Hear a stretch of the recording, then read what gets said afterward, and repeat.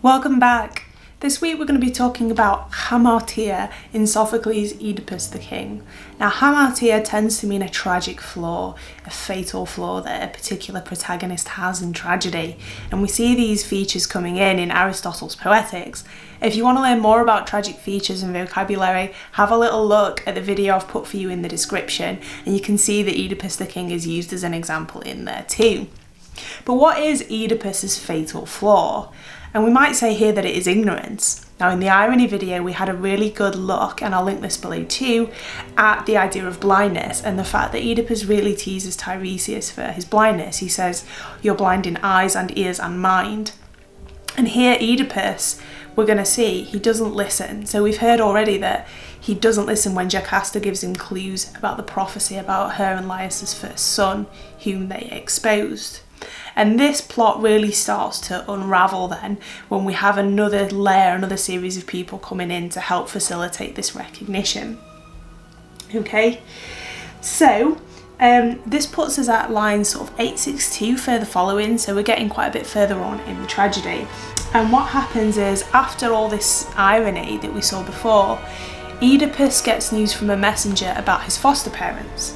So we know a lot about his biological family, but actually we must remember that Oedipus, when he left, when he was exposed by Laius, he went and lived with foster parents, with his foster father Polybus and his foster mother Merope, or Merope, okay? And he lived in Corinth. So this messenger comes back with news about Oedipus's parents back in Corinth, and we start to get a much more sad tone when we think about the irony we saw before, and Oedipus's ignorance is all the more poignant here because we know he's actually given up living with Merope and Polybus because he has heard that Loxias once declared it was my fate to lie with my mother and take the blood of my own father on my hands.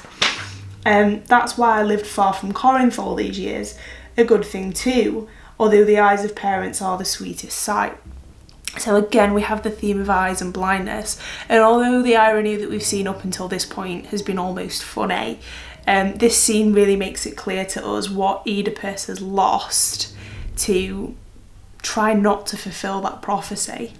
So ignorance is absolutely the key feature in Oedipus the King. It's his failure to see that hurts him throughout the tragedy, and it's his failure to see that becomes his punishment right at the tragedy's end, because he realises he's not understood anything that's gone before.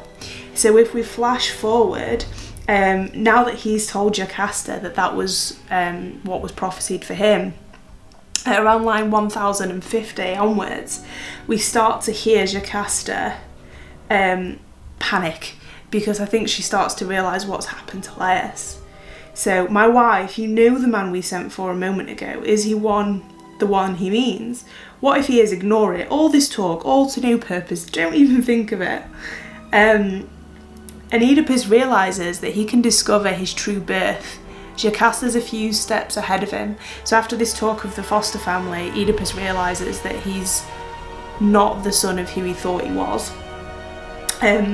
And Jocasta says, "By the gods, if you care for your own life, don't look into this. My sorrows are enough. Don't worry, even if I'm found out a slave 3 generations back, you'll not be found late-born." So Oedipus now finally is starting to learn and starting to understand. And it's this balance of knowing and not knowing that is his flaw, that is his problem. And what's funny at this point in the play is that actually Jocasta behaves more like a mother to Oedipus than ever before. So, I'm saying what's best for you, I'm on your side.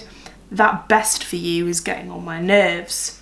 Doomed man, may you never know who you are.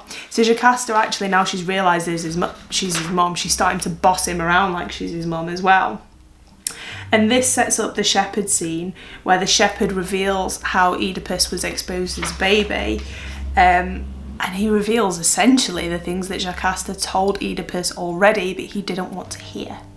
So Hamartia is a tragic flaw that is the downfall of the hero. It's something that's really particular to Sophocles' tragedies because, as Aristotle tells us, Sophocles presented characters as they ought to be. So the royal family, the royal characters that we see in tragedy are the betters of the audience, and they have one key flaw that's going to move their fortunes from good to bad.